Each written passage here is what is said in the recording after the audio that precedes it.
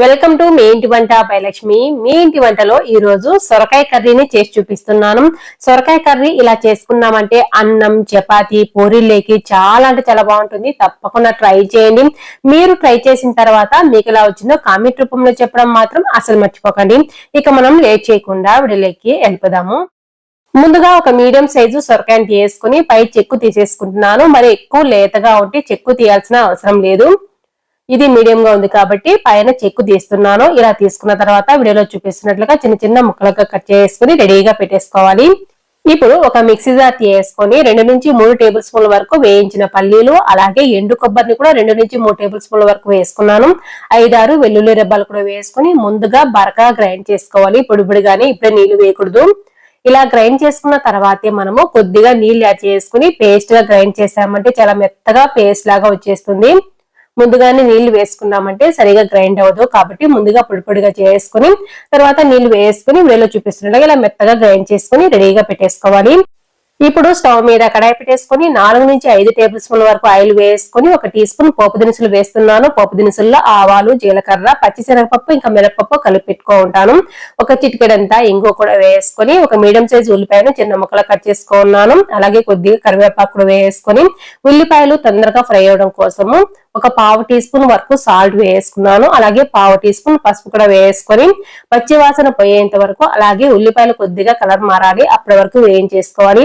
ఉల్లిపాయలు కొద్దిగా కలర్ మారిన తర్వాత 1 టీ స్పూన్ వరకు అల్లం వెల్లుల్లి పేస్ట్ వేసుకొని ఈ అల్లం వెల్లుల్లి పేస్ట్ పచ్చివాసన పోయేంత వరకు వేయించేసుకోవాలి.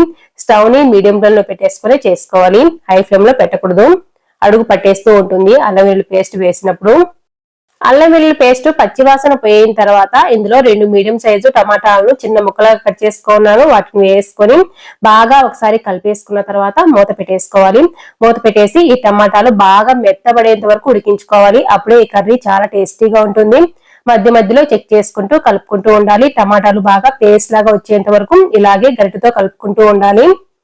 మెదుపుతూ ఉన్నట్టు కలిపేసామంటే పేస్ట్ లాగా వచ్చేస్తుంది. ఇప్పుడు ఇందులో 2 టీ స్పూన్ల వరకు ధనియాల పౌడర్, 1 టీ స్పూన్ కారపొడి, అలాగే 1/2 టీ స్పూన్ గరం మసాలా కూడా వేసుకొని మొత్తం బాగా కలిసేటట్టు కలిపేసుకోవాలి.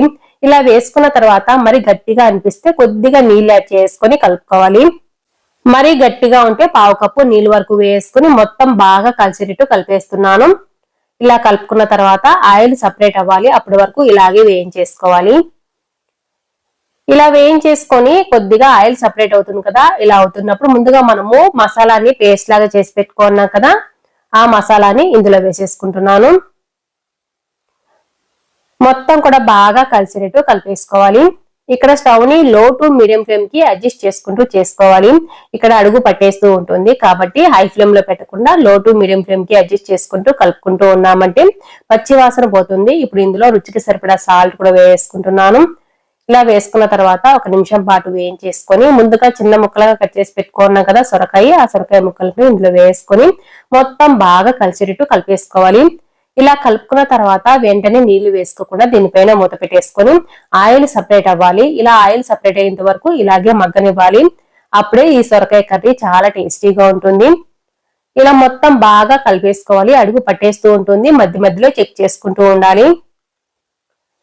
ఇలా వచ్చిన తర్వాత ఇప్పుడు కావలసిన కన్సిస్టెన్సీ వరకు నీళ్లు వేసుకుంటున్నాను. నీళ్లు కూడా మనం మిక్సీ జార్ లో పేస్ట్ గ్రైండ్ చేసుకున్నాం కదా మసాలా పేస్ట్, అందులోనే వేసుకుని కలిపేసుకుని ఆ నీళ్ళని ఇందులో వేస్తున్నాను. మొత్తం బాగా కలిసేటట్టు కలిపేసుకోవాలి. ఇక్కడ సాల్ట్ ఒకసారి చెక్ చేసుకుని సాల్ట్ సరిపోలేదు అనుకుంటే కొద్దిగా సాల్ట్ యాడ్ చేసుకోవచ్చు. మూత పెట్టేసుకొని మధ్యలో చెక్ చేసుకోవాలి. మధ్యలో బాగా ఉడికేటప్పుడు కొద్దిగా కొత్తిమీర కూడా వేసుకొని మూత పెట్టేశాను. చూసారు కదా, ఇలా ఆయిల్ సపరేట్ అయ్యేంత వరకు ఉడికించుకుంటే మనకు కర్రీ రెడీ అయిపోయినట్టే.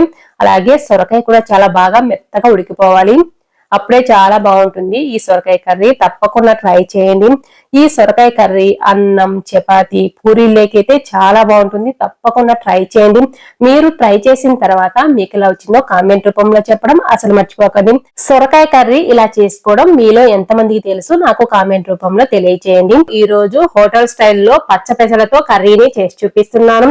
ఈ కర్రీ హెల్త్ కి చాలా మంచిది, టేస్ట్ కూడా చాలా బాగుంటుంది. ఎక్కువ మసాలాలు ఏమీ లేకుండా చాలా సింపుల్ గా టేస్టీగా ప్రిపేర్ చేసుకోవచ్చు. చాలా తక్కువ టైం పడుతుంది, ఎక్కువ హడావిడి ఏమీ అవసరం లేదండి. చాలా సింపుల్ గా ప్రిపేర్ చేసుకోవచ్చు.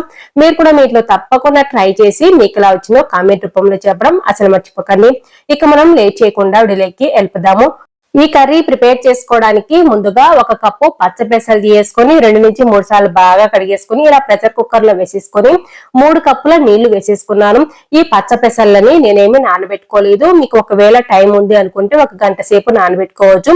నానబెట్టిన పెసర్లు అయితే 3 విజిల్స్ వస్తే సరిపోతుంది. ఇక నేను నానబెట్టలేదు కాబట్టి 4 విజిల్స్ రానివ్వాలి. ఇప్పుడైతే స్టవ్ మీద పెట్టేసుకొని ఒక 4 విజిల్స్ రానిస్తున్నాను. ఇప్పుడు మరొక స్టవ్ మీద ఒక పెనం పెట్టేసుకొని 2 నుంచి 3 టేబుల్ స్పూన్ల ఆయిల్ వేసుకున్నాను. ఆయిల్ వేడైన తర్వాత పోపు దినుసులు 1 టీ స్పూన్ వేసుకోవాలి. ఈ పోపు దినుసుల్లో ఆవాలు, జీలకర్ర, మినపప్పు ఇంకా శనగపప్పు ఉంటుంది. ఇలా రెడీగా పెట్టుకొని ఉంటాను. 1 టీ స్పూన్ వేసుకుని చిటపటలాడుతూ ఉన్నప్పుడు ఒక చిటికెడు ఇంగు కూడా వేసుకుని ఒక 5 నుంచి 6 వెల్లుల్లి రెబ్బలను బాగా దంచి వేసుకున్నాను. అలాగే ఒక మీడియం సైజు ఉల్లిపాయను సన్నగా కట్ చేసి వేసుకుని కొద్దిగా కరివేపాకు, 4 పచ్చిమిరపకాయలు నిలువుగా కట్ చేసి వేసుకున్నాను. ఇప్పుడు స్టవ్ ని లో టు మీడియం ఫ్లేమ్ కి అడ్జస్ట్ చేసుకుంటూ వేయించుకోవాలి. ఉల్లిపాయలు తొందరగా వేయించుకోవడం కోసము కొద్దిగా సాల్ట్ అలాగే పసుపు కూడా వేసుకొని మొత్తం కూడా బాగా ఫ్రై చేసుకోవాలి, పచ్చివాసన పోయేంత వరకు. ఇలా కొద్దిగా పచ్చివాసన పోయేంత వరకు వేయించేసుకున్న తర్వాత 2 మీడియం సైజు టమాటాలు కూడా వేసుకున్నాను. ఈ టమాటాలు మెత్తబడేంత వరకు ఇలాగే వేయించేసుకోవాలి, మూత పెట్టేస్తూ మధ్య మధ్యలో చెక్ చేసుకుంటూ. ఇప్పుడు నేనైతే మూత పెట్టేశాను. మళ్ళీ మధ్య మధ్యలో చెక్ చేసుకుంటూ ఉండాలి. టమాటాలు బాగా మెత్తబడిపోవాలి. ఇలా బాగా మెత్తబడిన తర్వాత 1/2 టీ స్పూన్ కారపొడి అలాగే 1 టీ స్పూన్ సాంబార్ పౌడర్ అండి. ఈ సాంబార్ పౌడర్ వేసుకోవడం వల్ల ఈ కర్రీ టేస్ట్ అనేది చాలా బాగుంటుంది. అస్సలు మిస్ అవ్వకండి సాంబార్ పౌడర్. ఈ సాంబార్ పౌడర్ రెసిపీ మీకు కావాలంటే డిస్క్రిప్షన్ లో లింక్ ఇస్తాను, ఒకసారి చెక్ చేయండి. చూసారు కదా, ఇలా అంతా కలిపేసుకున్న తర్వాత ఇందులో 1 నుంచి 1.5 గ్లాసుల వరకు నీళ్లు వేసుకోవాలి.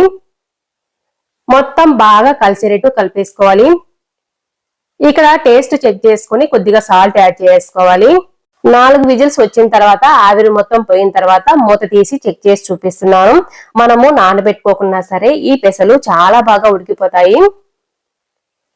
ఇలా ఉడికిన తర్వాత పెసర్లను మ్యాషర్ సాయంతో లైట్ గా మ్యాష్ చేసుకోవచ్చు, లేకుంటే గరిట సాయంతోనే కొద్దిగా అలా నలిపినట్టు నలిపేస్తే సరిపోతుందండి. మరి మెత్తగా చేసుకోకూడదు, మనకు అక్కడక్కడ పెసర్లాగే కనిపించాలి, అప్పుడే టేస్ట్ చాలా బాగుంటుంది. గరిట సహాయంతో వీడియోలో చూపిస్తున్నట్లుగా ఇలా అంటే సరిపోతుంది, మరి ఎక్కువ అనాల్సిన పని లేదు. మధ్య మధ్యలో ఈ పెసలన్నిటివి నలుగుతాయి అంతే, మనం పప్పులాగా ఎంపేసుకోకూడదు. ఇలా ఉంటే సరిపోతుంది. ఇప్పుడు ఈ పెసలను ముందుగా మనము సాంబార్ పొడి, కారపొడి వేసుకున్నాం కదా, పోపు వేసి అందులోకి వేసేసుకోవాలి. ఇలా వేసుకున్న తర్వాత మొత్తం బాగా కలిసేటట్టు కలిపేసుకోవాలి. ఇలా కలుపుకున్న తర్వాత సాల్ట్ ఏమన్నా కావాలంటే ఒకసారి చెక్ చేసుకొని వేసుకోవచ్చు. ఇలా బాగా ఉడుకుతూ ఉన్నప్పుడు మనము స్టవ్ ఆఫ్ చేస్తే సరిపోతుంది. చాలా సింపుల్ గా మనము చేసుకోవచ్చు అండి. ఇక్కడ కర్రీ ప్రిపేర్ చేసుకునేటప్పుడు ఇలా పల్చగానే కనిపించాలి, చల్లారే కొద్దీ చిక్కబడుతూ ఉంటుంది కాబట్టి ముందుగానే గట్టిగా మాత్రం చేసుకోకూడదు, ఇలా పల్చగానే ఉండాలి. చల్లారిన తర్వాత చిక్కబడుతూ ఉంటుంది. చివరిగా కొద్దిగా కొత్తిమీర వేసుకొని స్టవ్ ఆఫ్ చేస్తే సరిపోతుంది. అంతేనండి, చాలా సింపుల్ గా ఈ పచ్చ పెసల కర్రీని ప్రిపేర్ చేసుకున్నాం కదా. మరెందుకు ఆలస్యం, మీరు కూడా మీ ఇంట్లో తప్పకుండా ట్రై చేసి మీకు ఎలా వచ్చిందో కామెంట్ రూపంలో చెప్పడం అసలు మర్చిపోకండి. ఈ పచ్చ పెసల కర్రీ అన్నం, చపాతి, పూరీలేకి, పుల్కాల్లేకి ఎందులోకైనా తినచ్చండి. చాలా అంటే చాలా టేస్టీగా ఉంటుంది, తప్పకుండా ట్రై చేయండి. అచ్చం మనము హోటల్లో తెచ్చుకొని తింటూ ఉంటాం కదా, ఈ పచ్చ పెసల కర్రీ అలాగే ఉంటుంది. మీకు ఈ వీడియో నచ్చినట్లయితే తప్పకుండా ఒక లైక్ కూడా చేయండి. అలాగే కొత్తగా చూస్తుంటే సబ్స్క్రైబ్ చేసుకోవడం అసలు మర్చిపోకండి. మీ ఫ్రెండ్స్ కి, రిలేటివ్స్ కూడా షేర్ చేయండి. Thanks for watching.